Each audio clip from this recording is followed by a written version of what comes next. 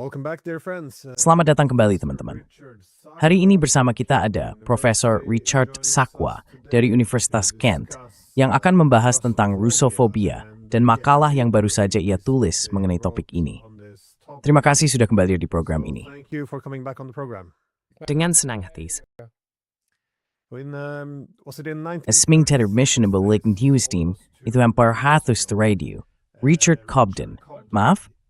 Sorry? Serius mapangwawad ha? Maaf, snini. Sorry. Let me correct myself. In 1836. Izinkan saya meluruskan. Tahun 1836. Ya hampir 200 tahun yang lalu. Bukan 100 tahun, tapi 200 tahun. Richard Cobden, saat itu dia menerbitkan pamflet terkenalnya tentang cara mengatasi Russofobia.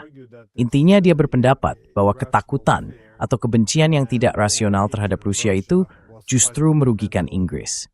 Tentu saja ini terjadi sebelum Perang Crimea di tahun 1850-an.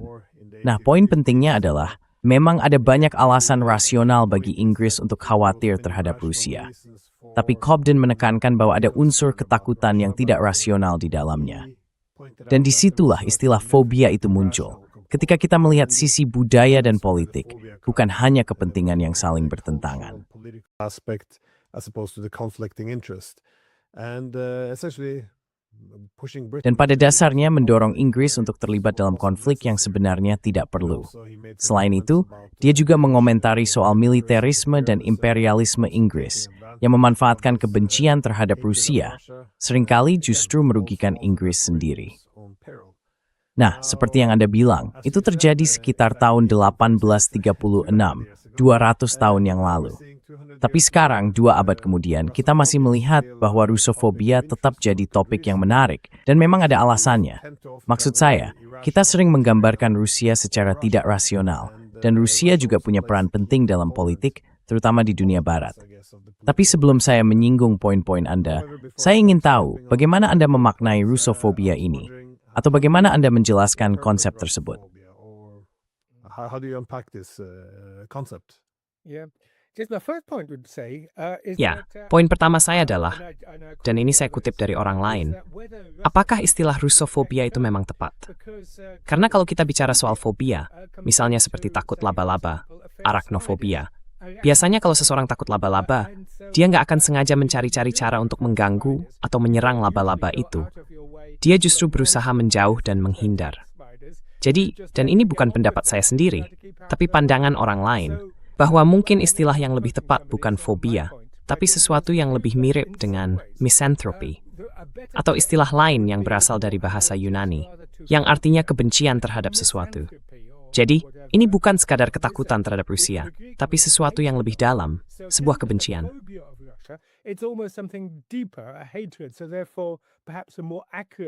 Jadi, mungkin istilah yang lebih tepat adalah miso-Russos atau miso-Rusia dalam satu atau lain cara. Karena Russofobia itu lebih dari sekadar, seperti yang Anda sebutkan di awal tadi, lebih dari sekadar kritik terhadap Rusia, lebih dari sekadar penentangan yang didasarkan pada kepentingan nasional, yang tentu saja bisa dimaklumi. Anda tadi menyinggung tahun 1830-an, dan memang itu masa puncak dari apa yang kemudian disebut Arthur Connolly sebagai The Great Game, yaitu perebutan pengaruh di Asia Tengah, tapi juga menyangkut persoalan yang lebih luas. Periode itu datang setelah pemberontakan Polandia tahun 1830 sampai 31. Dan kalau kita tarik analogi ke masa sekarang, tentu saja diaspora Polandia setelah pemberontakan itu dipadamkan, menghabiskan sisa abad ke-19 dengan terus mengobarkan perlawanan terhadap Rusia. Sama seperti dilakukan teman-teman kita dari Ukraina, Polandia, Baltik saat ini.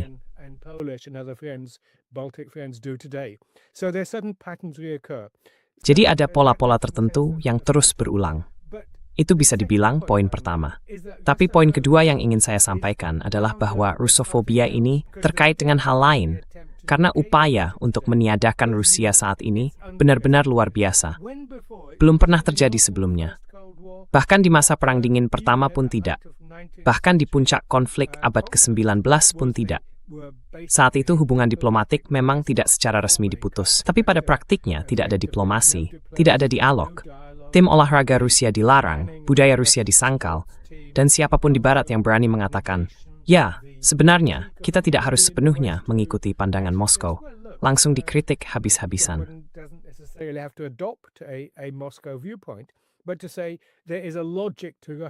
Tapi kalau kita bilang ada logika di balik tindakan Rusia, bukan sekadar sesuatu yang irasional atau patologis, seperti yang sering digambarkan, itu hal yang berbeda.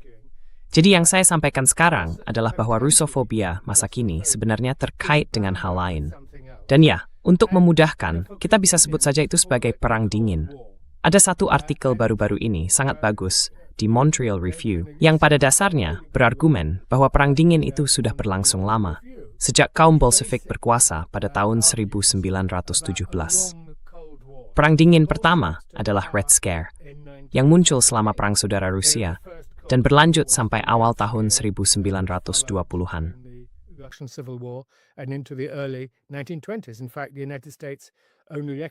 Faktanya, Amerika Serikat baru mengakui Uni Soviet pada tahun 1933 di masa Roosevelt.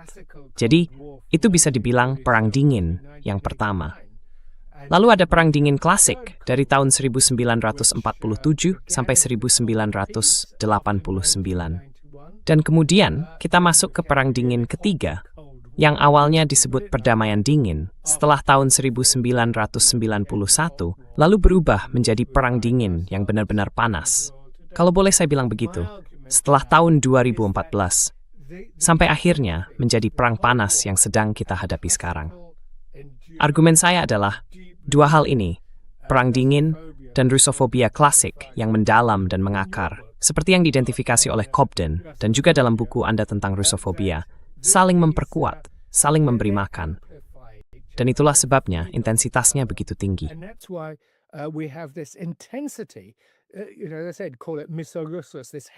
Kau tahu, mereka bilang sebut saja misoginis. Kebencian terhadap Rusia saat ini begitu meluas, begitu besar. Disertai seperti yang saya katakan dengan upaya untuk meniadakan seluruh peradaban, seluruh negara. Bahkan ada tuduhan misalnya, Ursula von der Leyen baru-baru ini mengatakan dengan cukup tegas bahwa orang tidak bisa begitu saja menyerang negara lain. Yang dia maksud jelas adalah tahun 2022. Dan tentu saja kita bisa berdebat soal itu tanpa akhir, tapi sangat sedikit orang yang benar-benar mendukung perang dalam bentuk apapun.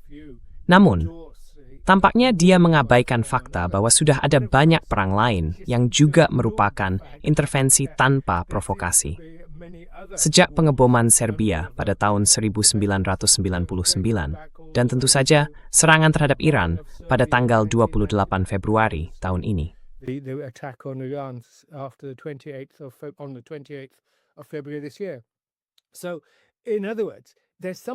Jadi dengan kata lain, ada sesuatu yang sedang terjadi, yang sering kita sebut dengan istilah Rusofobia. Istilah itu sebenarnya kurang tepat, tapi fenomenanya sendiri perlu dianalisis. Seperti yang saya katakan, hal ini diperkuat oleh sisa-sisa perang dingin yang masih bertahan. Dan terakhir, perlu saya tekankan, bahwa perang dingin yang ketiga ini pada dasarnya muncul setelah berakhirnya perang dingin klasik di masa Mikhail Gorbachev, akhir tahun 80-an. Saat itu keputusan yang jelas diambil di Washington adalah bahwa Rusia dianggap terlalu besar, terlalu berantakan, terlalu tidak teratur, terlalu berisiko, terlalu kuat secara nuklir, dan seterusnya, untuk bisa diterima sebagai bagian dari dunia politik Barat.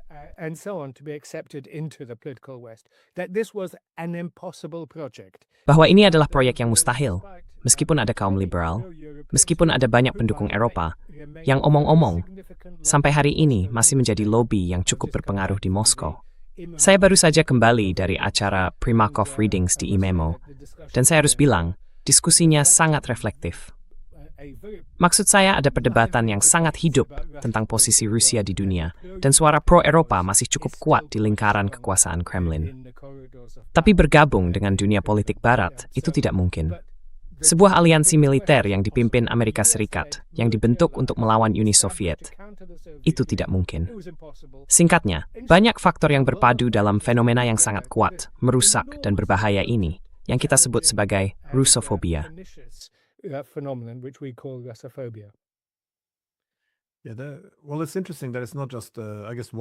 Menarik ya, karena ternyata ini bukan cuma satu faktor saja. Kalau kita lihat ke awal abad 19, itu masa ketika Rusia mengalahkan Napoleon. Dalam beberapa hal itu mengakhiri persaingan antara Inggris dan Prancis sebagai dua kekuatan maritim yang saling bersaing. Tapi justru bukan keuntungan bagi Rusia, karena setelah itu mereka bisa dengan mudah bersatu melawan Rusia. Dan tentu saja, selama Perang Napoleon itu juga, Rosa sempat mengirim pasukan Cossack menuju India Britania. Ismail kira by Inggris miswaring. Artinya, tantangan terhadap Inggris, waktu Eri selalu datang tiulan maritim.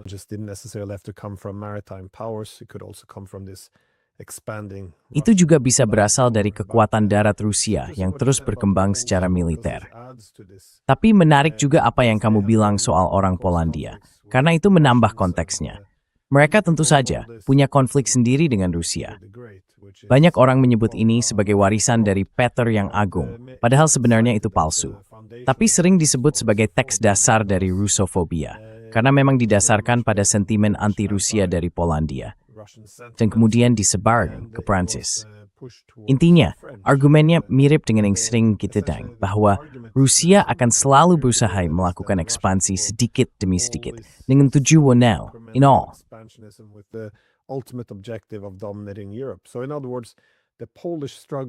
Jadi dengan kata lain, perjuangan Polandia melawan Rusia itu sebenarnya perjuangan untuk seluruh Eropa, sesuatu yang seharusnya bisa menyatukan semua orang. Dan kedengarannya mirip dengan apa yang kita katakan sekarang, bahwa perjuangan Ukraina adalah perjuangan kita juga. Karena begitu Rusia selesai dengan Ukraina, siapa yang akan jadi target berikutnya?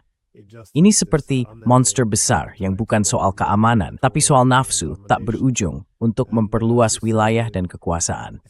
Dan seperti yang Anda bilang, sangat sulit melawan narasi seperti ini dengan argumen tandingan.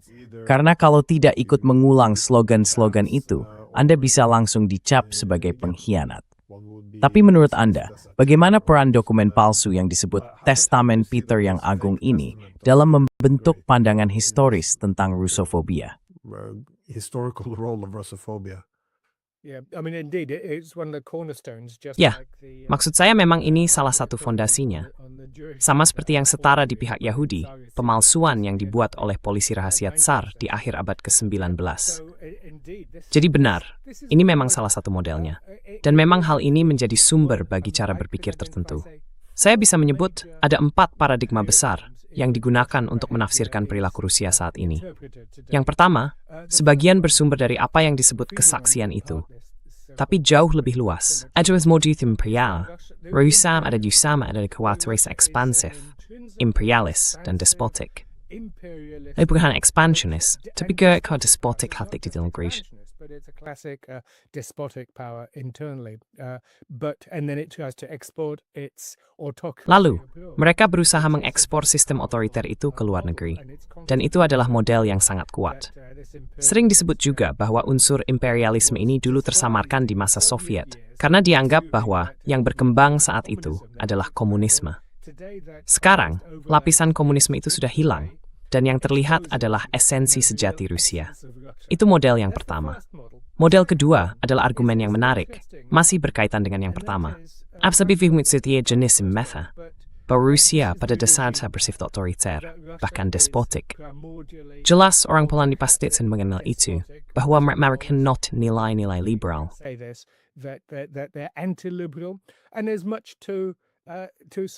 Dan memang ada banyak hal yang mendukung argumen itu. Tapi tentu saja, di dalam Rusia sendiri, perdebatan masih berlangsung dengan sangat intens. Menurut saya, inilah poin utama, seperti yang sering dikatakan orang Amerika.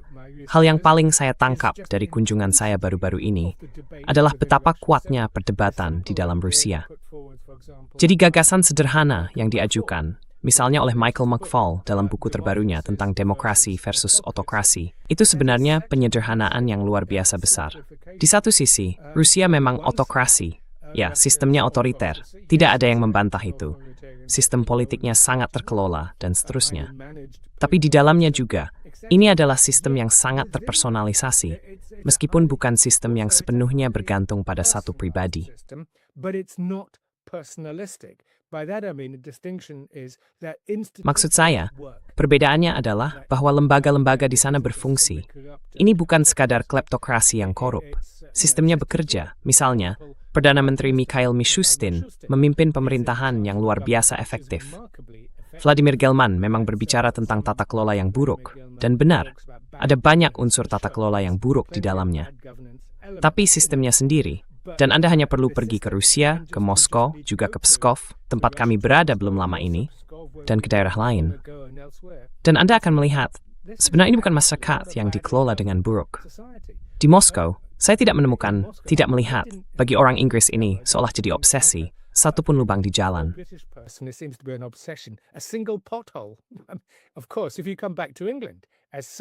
Tentu saja kalau kamu kembali ke Inggris, seperti yang banyak orang bilang, selamat datang di dunia ketiga. Kondisinya benar-benar mengejutkan. Keadaan jalan-jalan kita, ruang publik kita, lingkungan fisik yang penuh coretan, kotor, sampah berserakan, dan sebagainya. Lalu kamu pergi ke Pskov, atau ke kota-kota provinsi di Rusia sekarang, dan ke Moskow. Semuanya tertata dengan baik. Dengan kata lain, perbedaan antara demokrasi dan otokrasi itu menutupi banyak hal di baliknya. Yang penting adalah, bagaimana sistem itu dijalankan, dan seberapa baik pemerintahnya. Seberapa banyak pelayanan publik yang benar-benar diberikan, dan sebagainya. Dalam hal itu, Rusia jauh lebih maju dibandingkan Inggris.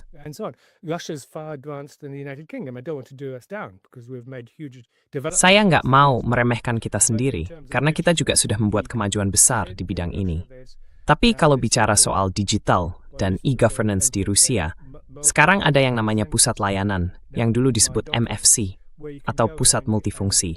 Sekarang disebut dokumen saya. Di sana orang bisa datang untuk dapat bantuan, pakai komputer dan sebagainya, buat ngisi formulir pensiun, pajak, dan lain-lain. Nah, itu paradigma yang kedua.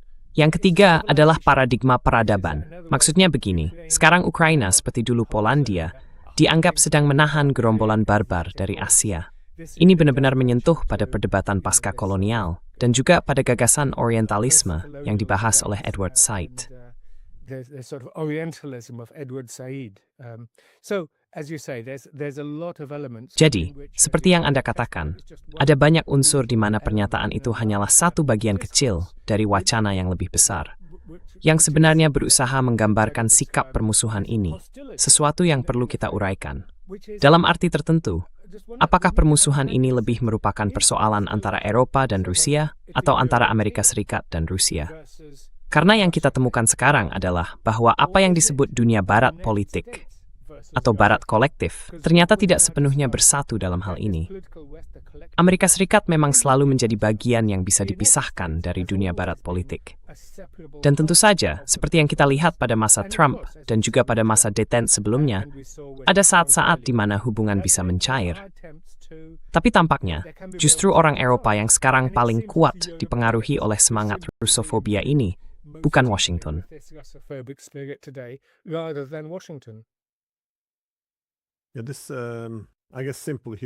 Menurut saya ada semacam cara berpikir sederhana yang bilang, dunia ini cuma bisa dilihat lewat dua kacamata, demokrasi liberal atau otoritarian. Dan pandangan seperti ini sebenarnya cukup khas di dunia barat. Kita cenderung melihat semua konflik dengan pola itu. Maksud saya, kita bahkan nggak perlu tahu di mana letak negara-negara itu di peta. Begitu ada konflik muncul, yang kita dengar selalu hal-hal seperti, ini perjuangan antara kebebasan melawan terorisme, peradaban melawan kaum barbar, atau demokrasi liberal melawan rezim otoriter. Cara pandang yang terlalu hitam putih seperti ini membuat kita nggak perlu repot memahami latar belakang, sejarah, atau bahkan geografinya. Tapi sepertinya pendekatan ini efektif, karena sudah tertanam begitu dalam sifat manusia. Kita ini, sebagai manusia, memang makhluk rasional, tapi di saat yang sama juga makhluk sosial yang hidup berkelompok.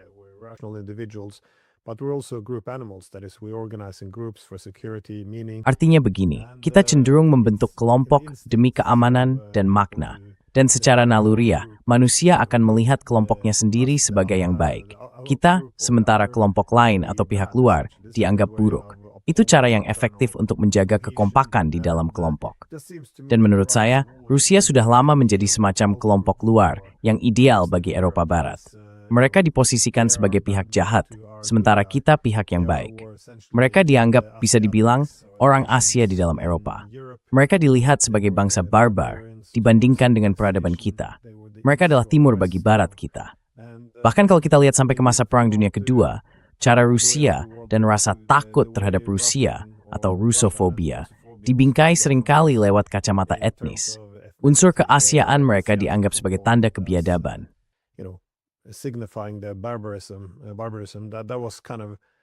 Itu sebenarnya jadi hal yang cukup sentral kalau kita dengarkan banyak pidato politik. Tapi waktu Perang Dingin dimulai, kelihatannya hal itu agak berubah jadi soal ideologi. Karena secara alami muncul pembagian dua kutub. Maksudnya begini, mereka adalah kaum komunis, sementara kita kapitalis. Mereka otoriter, kita demokratis. Mereka ateis, kita Kristen. Jadi pembagian itu terasa alami. Tapi setelah Perang Dingin berakhir, sepertinya kita membagi ulang benua itu lagi lewat perluasan NATO. Dan karena itu kita juga harus membawa kembali pembagian baru berdasarkan garis ideologi. Jadi sekarang, tentu saja, semuanya disajikan sebagai pertarungan antara demokrasi liberal dan sistem otokratis.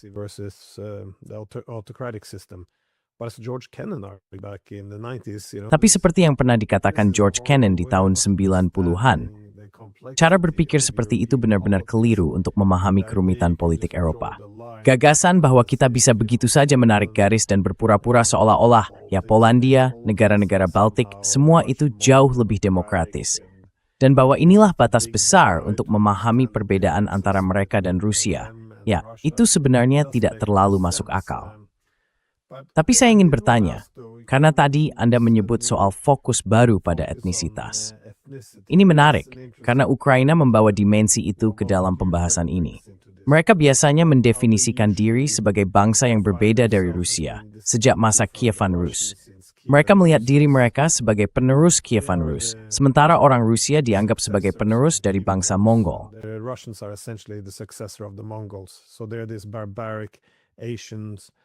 Jadi, mereka digambarkan sebagai bangsa Asia yang barbar, semacam orang-orang biadab yang mengancam gerbang Eropa dari timur. Dan sekali lagi, karena itu banyak komentar tentang Rusia tiba-tiba jadi bernuansa etnis, semua sebutan tentang orc dan semacamnya. Tapi kita lihat, pandangan seperti ini, meskipun masih kecil, mulai mendapat tempat lagi di Eropa. Artinya kita mulai melihat Rusia hampir dari kacamata etnis lagi. Paling tidak, hal ini terdengar jelas dari negara-negara Baltik, tapi juga dari komentar tentang DNA orang Rusia. Menurut Anda, bagaimana melihat hal ini? Apakah ini bisa jadi tanda munculnya kembali cara pandang terhadap yang lain seperti dulu? Karena ini jelas bukan perkembangan yang positif.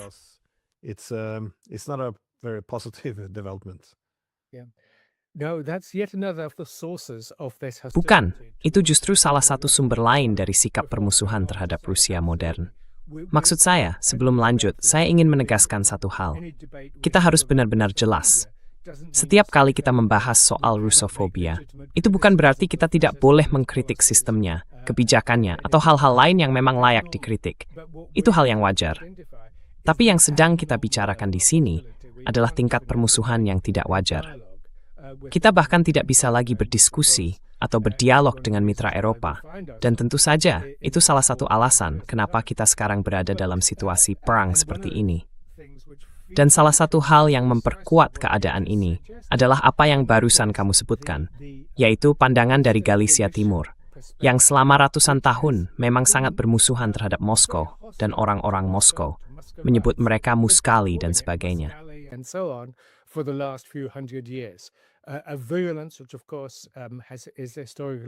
Sikap permusuhan itu tentu saja punya akar sejarah di Kekaisaran Persemakmuran Polandia, yang dulu mencakup wilayah itu, yaitu Ukraina Barat saat ini, dan kemudian menjadi bagian dari Kekaisaran Austria-Hungaria. Itu jelas salah satu ciri khasnya. Dengan kata lain, permusuhan khas Galicia terhadap Rusia ini, sebut saja begitu, pada dasarnya bisa dimengerti, karena waktu itu ada dua kekaisaran, Persemakmuran Polandia, Lituania, dan Kekaisaran Austria-Hungaria, yang sama-sama berhadapan dengan ekspansi Kekaisaran Rusia. Jadi logikanya bisa dipahami. Tapi sekarang, Semuanya seperti diberi tenaga ekstra. Yang terjadi sebenarnya mirip dengan diaspora Polandia di abad ke-19, di mana keluhan dan kepentingan mereka sendiri diberi panggung besar dan diperkuat oleh lembaga-lembaga NATO dan Uni Eropa.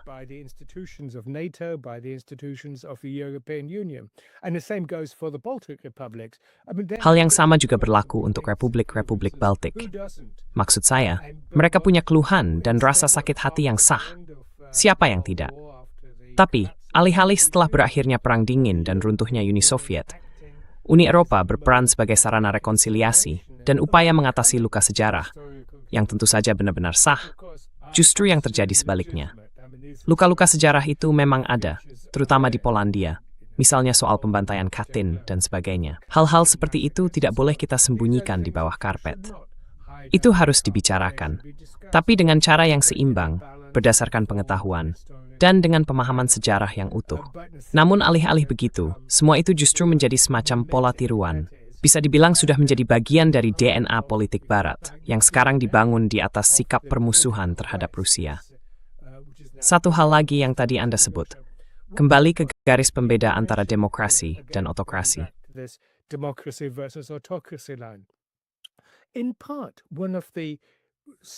Sebagian dari penyebab dan juga akibat dari konflik ini sekarang adalah, di Eropa sendiri, kita melihat benua itu, khususnya bagian baratnya, terjebak di antara dua hal.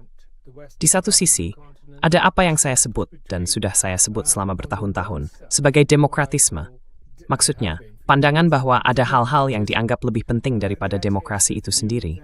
Misalnya, di Ukraina, bergabung dengan NATO dianggap sebagai langkah yang demokratis, meskipun mayoritas rakyat sebenarnya menentangnya. Itu salah satu hal yang mengejutkan. Sama seperti dalam pemungutan suara tentang konstitusi Uni Eropa, dianggap sebagai hal yang benar untuk dilakukan, walaupun rakyat menolak. Nah, itulah yang saya maksud dengan demokratisme.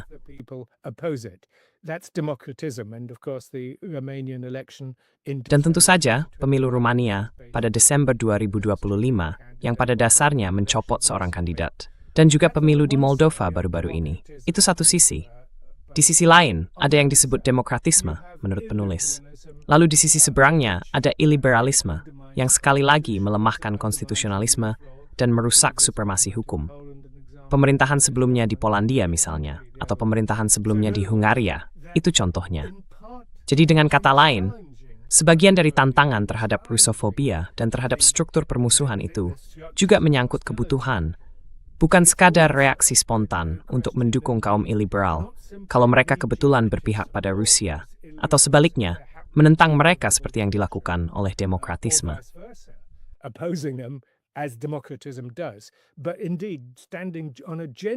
Tapi memang, kalau kita berdiri di atas landasan demokrasi yang sejati, yang berarti pemilu yang bebas dan adil, penegakan hukum yang independen dan tidak memihak, akses terhadap media yang bebas dan objektif, dan seterusnya. Semua itu adalah prinsip klasik dari liberalisme. Dan menurut saya, itulah yang seharusnya kita lakukan. Tentu saja, liberalisme sendiri, kalau kita lihat dari sisi lain, pernah punya bentuk yang disebut liberalisme era Perang Dingin. Bentuk itu jelas menjadi alat dalam menjalankan Perang Dingin melawan Uni Soviet. Tapi sampai hari ini, warisan dari masa itu masih terus berlanjut. Jadi, dengan kata lain, kita perlu melihat diri kita sendiri dan memahami masalah-masalah dalam dunia politik Barat yang justru menimbulkan konflik di pihak lain.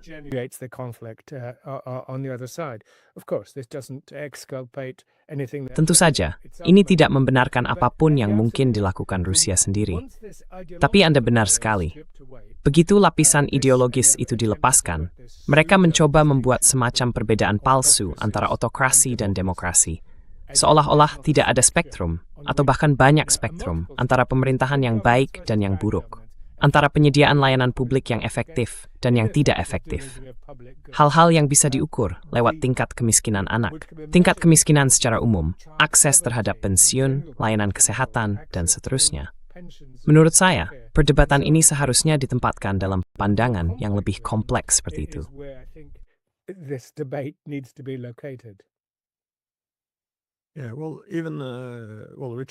Ya, bahkan Richard Cobden sudah menyinggung hal ini pada tahun 1836.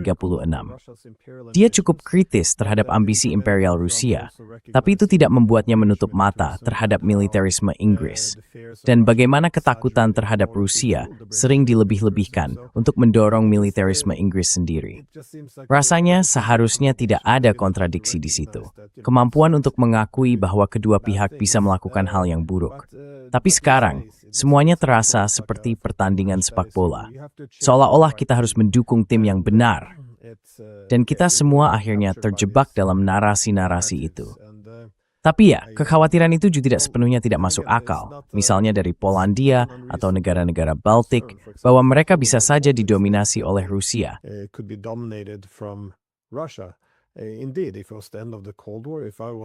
Memang, kalau itu adalah akhir dari Perang Dingin, dan kalau saya berasal dari Polandia, mungkin saya juga akan lebih memilih berada di sisi yang benar dari garis pembatas Eropa yang terbagi ulang, daripada menghapus garis pembatas itu sama sekali. Alasannya sederhana, karena ada kenangan dan luka sejarah yang masih membekas. Tapi meskipun begitu, kita juga harus mengakui secara rasional bahwa keamanan Eropa tidak bisa didasarkan pada dendam sejarah. Harus ada upaya untuk mengatasi persaingan dalam bidang keamanan. Dan memang, itulah tujuan dari arsitektur keamanan pan-Eropa. Itulah sebabnya kita punya Piagam Paris untuk Eropa baru pada tahun 90. Itulah juga alasan kita mengembangkan OSCE. Kita menyadari bahwa keamanan tidak bisa dibangun di atas dominasi atau dengan mempertahankan kelemahan pihak lain. Keamanan harus bersifat tidak terpisahkan.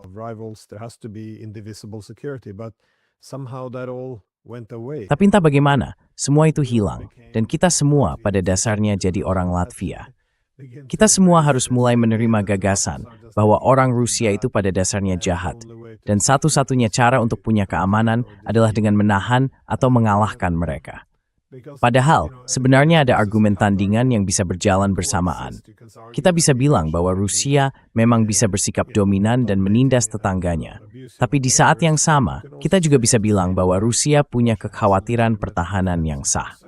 James Baker sendiri pernah menegaskan hal ini di tahun 90-an. Dia bilang, kalau kita memperluas NATO untuk membantu negara-negara tetangga Rusia, justru hasilnya akan berlawanan. Itu akan jadi ramalan yang terpenuhi dengan sendirinya. Rusia akan melihat ekspansi NATO yang makin mendekat ke perbatasannya, dan mereka akan merasa perlu mengendalikan negara-negara di sekitarnya.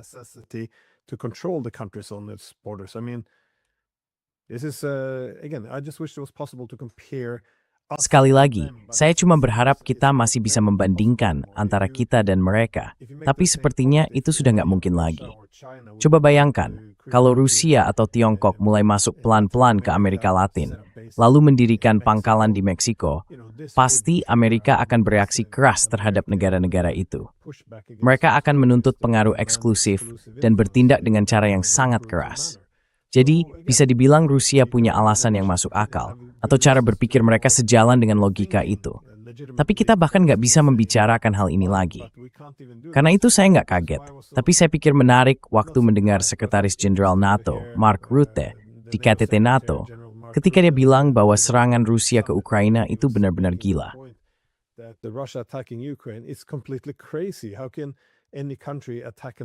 Bagaimana mungkin sebuah negara menyerang negara lain di abad 21? Tapi dia tidak. Maksud saya, rasanya absurd mendengar hal seperti itu. Karena negara demokrasi yang sudah matang selalu bilang mereka tidak melakukan hal semacam ini. Sekarang, sudah berapa banyak perang yang kita jalani? Ini benar-benar. Tapi lagi-lagi, hal itu sama sekali tidak terpikir olehnya. Jadi saya rasa, karena ini dianggap perang dari negara demokrasi liberal, maka katanya demi nilai-nilai atau semacamnya. Jadi itu tidak dihitung sebagai perang. Karena itu kita seolah tidak bisa membandingkan diri dengan Rusia. Sepertinya apapun yang mereka lakukan, paling baik pun dianggap mereka mungkin melakukan hal yang benar, tapi dengan alasan yang salah. Kira-kira begitulah cara pandangnya.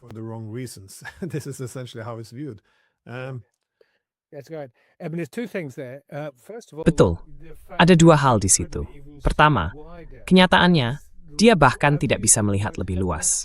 Saya pernah memakai kata hermetis, artinya tertutup, bahwa dunia politik Barat sekarang sudah tidak bisa lagi berinteraksi dengan pihak lain atau memahami kepentingan pihak lain, seperti yang dulu bisa dilakukan George Kennan. Dan tadi Anda menyebut James Baker. Generasi itu masih bisa. Generasi yang masih mengingat Perang Dunia Kedua, semangat Yalta dan Potsdam. Kalau boleh dibilang, masa ketika kekuatan besar bekerja sama demi perdamaian dan membentuk perserikatan bangsa-bangsa, dan seterusnya. Seluruh generasi itu, seluruh pendekatan itu, sudah hilang.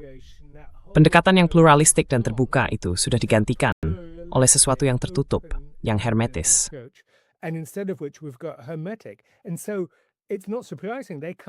Jadi, tidak heran kalau mereka tidak bisa melihat apapun di luar ideologi mereka sendiri dan sifat mereka yang tertutup, bahkan ketika ada perang.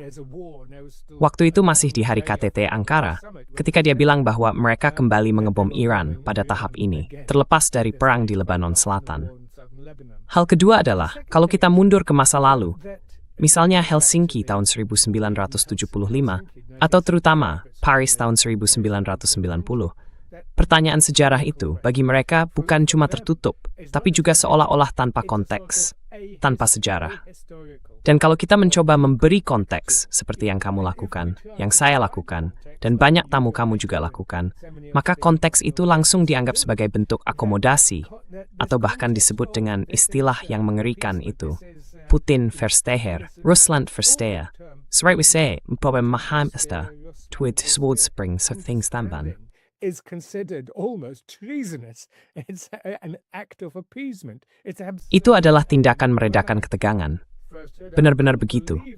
Maksud saya, waktu pertama kali saya dengar, saya nggak percaya ada orang yang bisa dengan serius bilang bahwa memahami sesuatu itu hal yang buruk, bahwa kita seharusnya tidak melakukannya. Dan tentu saja, soal invasi bulan Februari 2022, itu peristiwa yang mengejutkan. Betul-betul mengejutkan. Terus terang, saya masih merasakan dampaknya sampai sekarang. Itu memang peristiwa yang mengguncang, tapi kita juga memahami konteks dan alasannya. Sejarah tidak dimulai pada tanggal 24 Februari 2022. Sama seperti sejarah juga tidak dimulai pada tanggal 1 Agustus 1914. Kita harus melihat ke belakang, baru kemudian kita bisa melihat aliansi militer, perkembangan ekonomi, dan hal-hal lainnya. Dengan cara yang sama, itulah yang kita lakukan sekarang.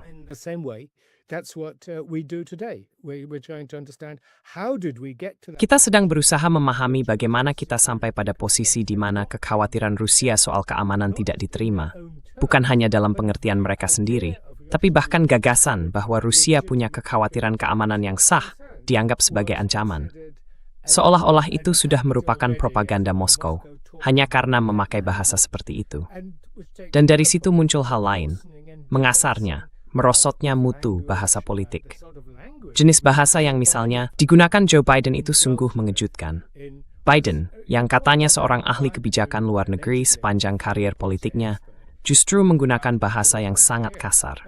Dan tentu saja, di bawah Pete Hegseth dan Donald J. Trump, hal itu sudah mencapai batas paling ekstrem.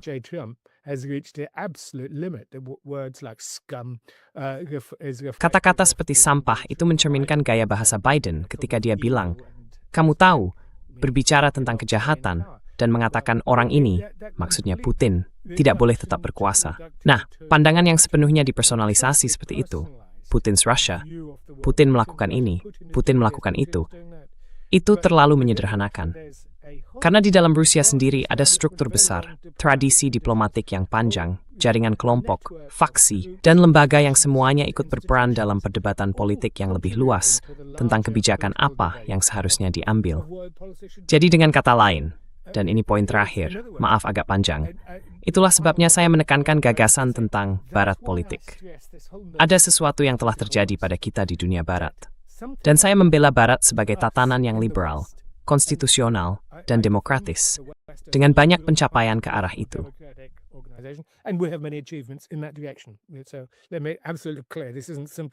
Jadi, biar saya tegaskan dengan jelas, ini bukan sekadar penolakan terhadap pengalaman kita sendiri, tapi yang kita inginkan, dan yang saya tekankan di sini, adalah bahwa kita harus sadar akan kelemahan kita sendiri, dan dari situ membangun sebuah barat yang lebih baik.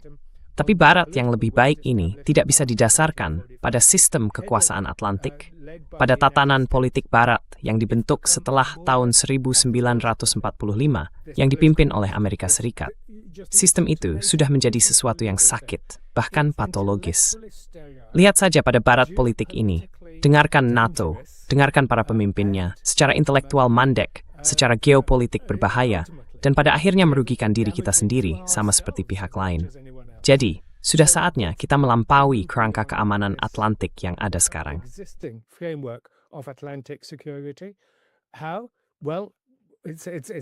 Bagaimana caranya? Ya jelas saat ini itu mustahil. Tapi memang, kita perlu memulihkan semacam visi lintas benua, di mana keamanan harus menjadi dasar. Tadi Anda menyebut semua hal itu, dari Lisbon sampai Vladivostok, untuk menjadi pasca Amerika. Tapi tentu saja bukan anti-Amerika, melainkan pasca Amerika. Sebuah tatanan keamanan baru bekerja sama dengan Amerika Serikat, dengan Tiongkok, dengan India, dan juga pihak lain. Sekarang kita hidup di kuartal kedua abad ke-21, tapi seolah-olah kita masih terjebak dalam sial kebencian abad ke-19, yang dulu memicu Perang Dunia Pertama, Perang Crimea, dan begitu banyak tragedi lainnya. The Crimean War, and so much else that was bad. Let's try again on a better platform. Mari kita coba lagi di platform yang lebih baik. Menurut saya, perdebatan tentang Russofobia ini membawa kita untuk memahami patologi kita sendiri. Patologi dari kebencian ini. Kebencian yang tanpa batas, yang tentu saja makin lama makin kuat. Mereka menyukainya di Lwów. Mereka menyukainya di Galicia. Mereka menyukainya di sudut-sudut terburuk Polandia. Tapi saya ingin menekankan bahwa di dalam Polandia sendiri juga ada perdebatan yang sangat hidup dan penuh semangat. Saya harus mengintibag bestrapa ang Polandia yang cisdikang kritis, tahap 10 Ralph Polandios te ingiri wis membaral snowfall, menjadi ujung tombak dari Russofobia.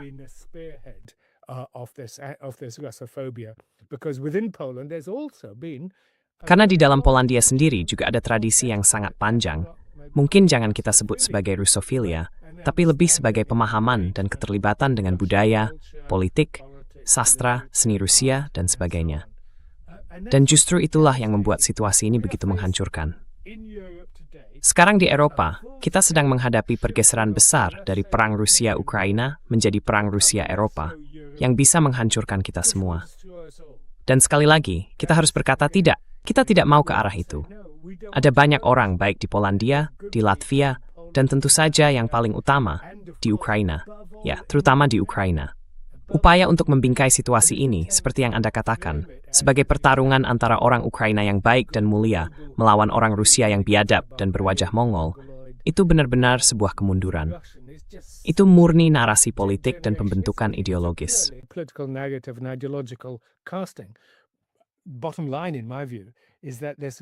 Intinya, menurut saya, perang Rusia-Ukraina ini adalah perang yang sangat menghancurkan antara dua bangsa besar Slavia. Sebagian besar beretnis Slavia bukan murni di kedua sisi, tapi mayoritas Slavia. Dua peradaban ortodoks besar yang sebenarnya sangat dekat dalam banyak hal. Dan hal itu, sebagian tentu menjelaskan kenapa konflik ini begitu intens, karena mereka memang begitu dekat. Kaum etnonasionalis Ukraina tentu saja berusaha keras untuk menjauhkan diri. Makanya muncul penindasan terhadap budaya Rusia di dalam Ukraina. Tapi ada kelompok besar di Ukraina, dan buku saya tentang perang Rusia-Ukraina didedikasikan untuk mereka, berjudul Ukraina yang lain. Mereka yang menginginkan negara yang multibahasa, multiagama, toleran, dan pluralistik, dengan hubungan baik dengan semua tetangganya. With good relations with all of its neighbors. Well, let me ask a last question because you mentioned this. Baik, saya mau tanya satu pertanyaan terakhir. Karena tadi Anda menyebut soal ketidakdewasaan politik. Anda juga sempat bilang bahwa tokoh-tokoh seperti Ken dan Baker sudah tidak ada lagi di panggung politik. Dan seolah-olah Anda menyiratkan bahwa kita tidak punya pengganti mereka. Jadi, wacana politik sekarang ini memang sangat berbeda. Saya penasaran kenapa begitu. Karena ya, semua bukti sepertinya sudah jelas, tapi tidak ada yang bertanggung jawab. Maksud saya, semangat ini tahun akhir tahun 80-an, sejak kesepakatan Helsinki, that is sudah berupaya menjadi cara agar mereka taming bersama. Accords to find a way of East and West to work together. Our main challenge Tantangan utama kita, seperti yang banyak orang lihat, adalah bagaimana mengganti politik blok yang saling bersaing dengan arsitektur keamanan Eropa yang inklusif, yang didasarkan pada prinsip keamanan yang tak terpisahkan. Semua itu sebenarnya masuk akal, dan karena itulah pada tahun 90-an ketika muncul pembahasan tentang perluasan NATO, artinya memperluas blok militer era Perang Dingin, bukannya membangun arsitektur keamanan yang tak terpisahkan. Penentangannya sangat besar. Ada surat dari 50 cendekiawan, duta besar, dan pemimpin militer terkemuka Amerika. Semuanya memperingatkan bahwa langkah ini akan berakhir dengan bencana. Selama bertahun-tahun, Direktur CIA William Burns juga berpendapat bahwa kalau kita mencoba menarik Ukraina ke dalam orbit NATO, itu sebenarnya invasi Rusia. Sesungguhnya tidak diingin oleh Rusia.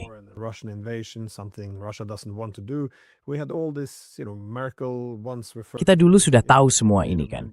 Merkel pernah bilang menawarkan keanggotaan NATO ke Ukraina itu sama saja dengan menyatakan perang. Kita tahu itu. Itu hal yang masuk akal.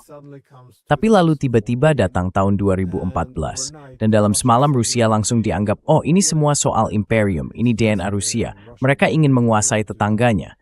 Tiba-tiba seluruh kenyataan, seluruh ingatan sejarah kita, semuanya hilang begitu saja. Bahkan orang-orang yang sama lupa apa yang mereka katakan beberapa minggu sebelumnya.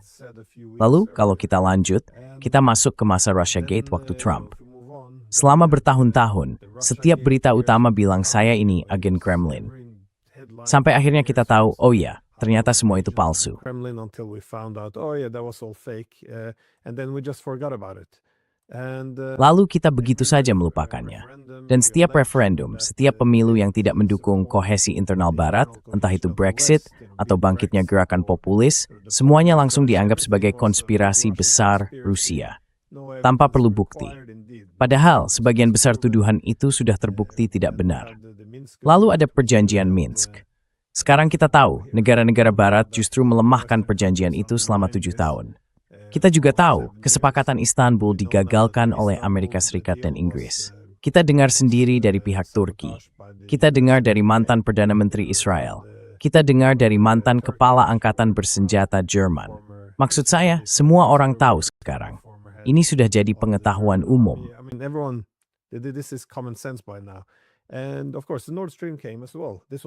Dan tentu saja, ada juga kasus Nord Stream. Itu juga bagian dari strategi Putin katanya untuk menghancurkan infrastruktur energi mereka sendiri. Sampai akhirnya kita tahu ternyata bukan Rusia pelakunya. Kita dulu diberitahu bahwa menyebut pemerintah Ukraina korup itu cuma narasi Rusia.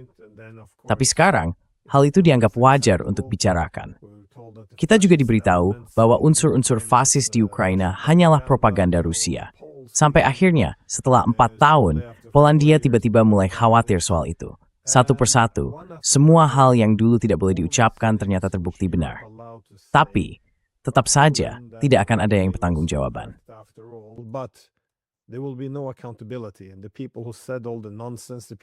Dan orang-orang yang ngomong-omong kosong itu, yang melakukan sensor dan fitnah, mereka masih ada di sana. Orang-orang seperti itu, yang mengerikan, tetap saja muncul ke permukaan. Dan siapapun yang menentang hal itu, masih dianggap pengkhianat, hanya karena mereka tidak meneriakkan slogan anti-Rusia yang benar. Tapi, gimana cara menjelaskan hal ini? Karena kadang saya bilang di negara ini bahwa Rusia yang memprovokasi perang itu, dan Menteri Pertahanan negara ini malah menyebut saya sebagai propagandis Rusia. Itulah yang dilakukan pemerintah sekarang. Mereka menyerang kalangan akademisi. Kalau ada yang bilang Rusia sedang unggul, mereka langsung bereaksi, tanpa mau bertanya kenapa atau melihat ukuran apapun.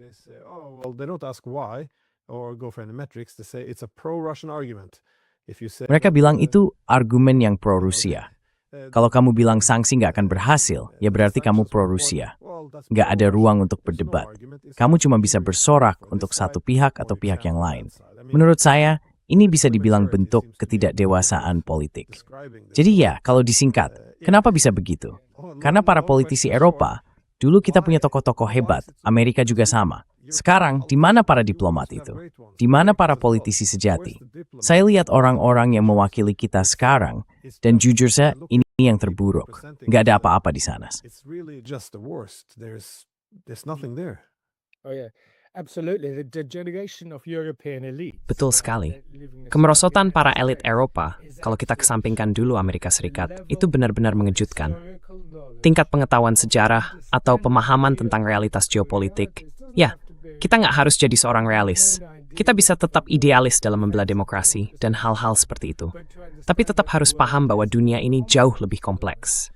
Jadi, saya kira bagian pertama dari, ya, ini pertanyaan yang sangat bagus. Mengapa? Tentu saja, ini karena universalisme palsu dari dunia barat politik. Barat mengklaim dirinya bersifat universal, padahal justru merusak universalisme sejati yang tertanam dalam piagam Perserikatan Bangsa-Bangsa, yang didasarkan pada internasionalisme berdaulat, yaitu 193 negara berdaulat. Mereka nggak bisa menerima itu. Apa yang disebut tatanan internasional liberal, atau tatanan berbasis aturan, mengklaim dirinya sebagai satu-satunya model tatanan dunia yang benar-benar efektif dan layak dijalankan. And viable model of world order. The Chinese, the Russians, the Indians, many Tiongkok, Rusia, India, banyak negara di Afrika, dan lainnya menolak hal itu. Jadi tentu saja bukan hanya Rusia. Dan karena itulah kita mulai melihat munculnya apa yang bisa kita sebut sebagai timur politik, atau mungkin lebih tepatnya timur global, yang berhadapan dengan barat global, bersama dengan selatan global. Nah, poin pertama adalah bahwa barat politik sekarang menjadi sangat tertutup.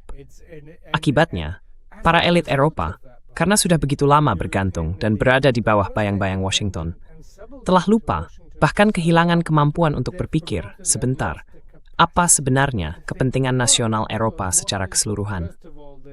Dan tentu saja, juga kepentingan nasional dari negara-negara yang membentuk barat politik itu sendiri. make up the political West. The United States has always kept itself sovereign.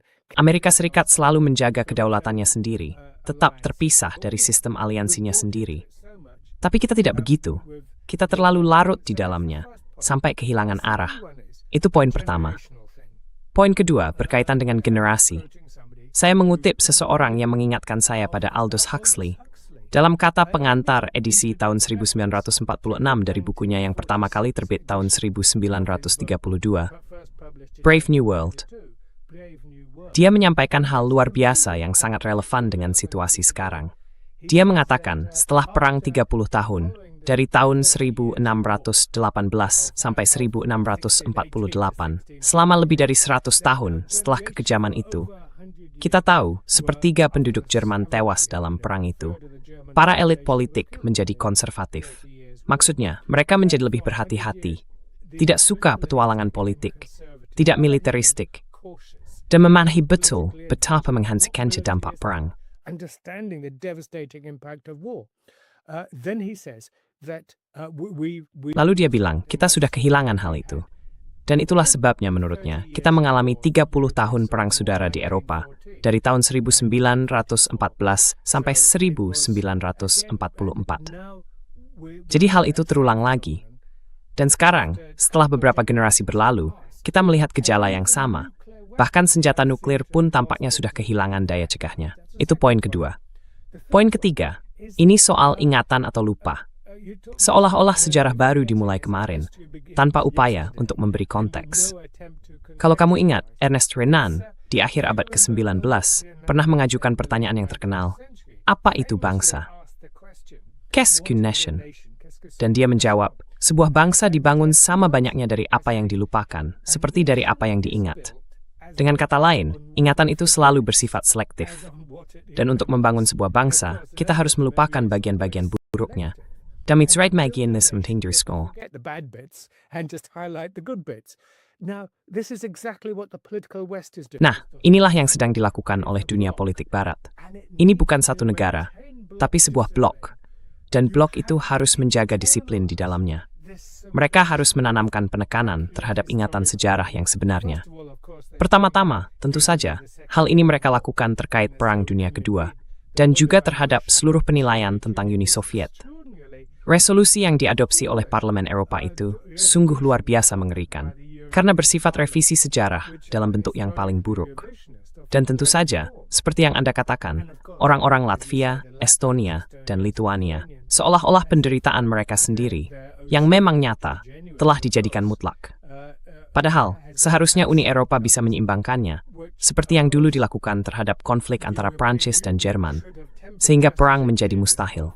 Between France and Germany and made war impossible.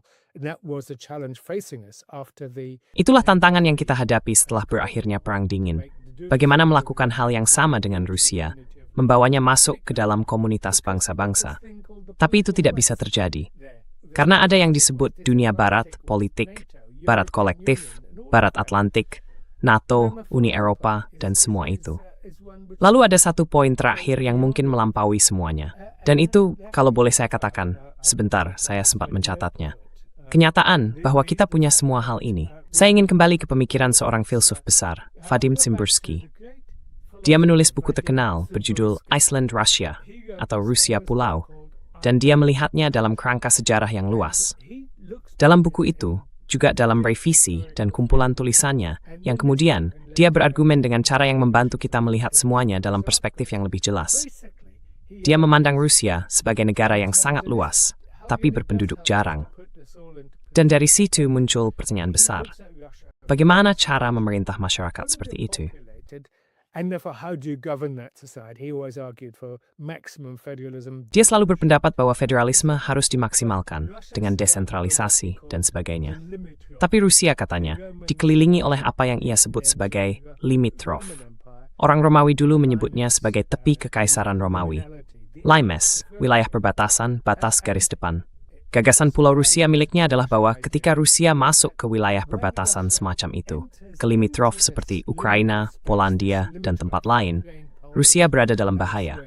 Tentu saja, kadang hal itu tak bisa dihindari. Tapi dalam kasus Ukraina, dia sebenarnya cukup memahami bahwa wilayah itu adalah bagian dari kepentingan keamanan yang sangat vital bagi Rusia. Namun begitu, baik bagi Rusia maupun bagi pihak lain, yaitu Barat, situasi ini sangat berbahaya. Konflik di wilayah batas ini, ketika Rusia melampaui batas kemampuannya, bisa membuatnya terancam runtuh, seperti yang kita lihat pada masa Uni Soviet dan juga pada masa Kekaisaran Rusia. Jadi saya pikir, Pimarisme Mbuskisasi mais relevan. Tsimbursky has got a lot to say to us today, and more than that, he has now become the Dan lebih dari itu, dia sekarang sudah menjadi sosok yang paling mewakili arus pemikiran yang, menurut saya, paling menarik di Rusia saat ini. Untuk memudahkan, mari kita sebut saja mereka kaum liberal konservatif. Mereka ini konservatif dalam banyak hal, sebagian membelah gagasan tentang negara peradaban, tapi di saat yang sama juga menjunjung konstitusionalisme, supremasi hukum, dan nilai-nilai lainnya. Dalam konferensi saya baru-baru ini di Moskow dan di Peskov, saya melihat bahwa inilah kecenderungan yang benar-benar perlu kita dengarkan. Ada orang-orang di Rusia yang mengatakan hal yang sama seperti yang kita katakan, menentang Rusofobia, menentang Westofobia juga, dan berusaha menyampaikan bahwa kita harus menemukan cara untuk mengelola batas-batas Rusia, yang pada dasarnya juga menyangkut pertanyaan tentang bagaimana kita mengatur diri kita sendiri.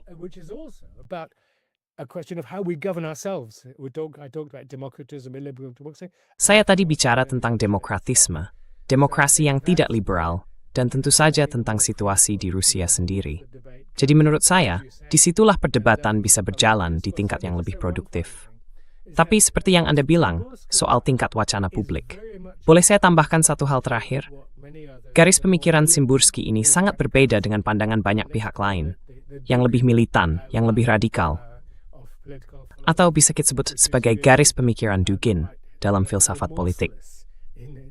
Pendekatan itu sangat sesenggukan, dan juga menekankan karakter non-Eropa dari sang Rusia, perkembangan Eurasia, dan seterusnya.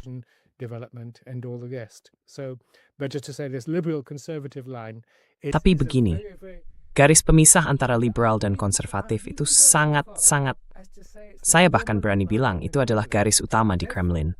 Karena itulah kami menyerukan dialog dan diplomasi. Ada orang di sana yang siap berbicara, siap untuk damai.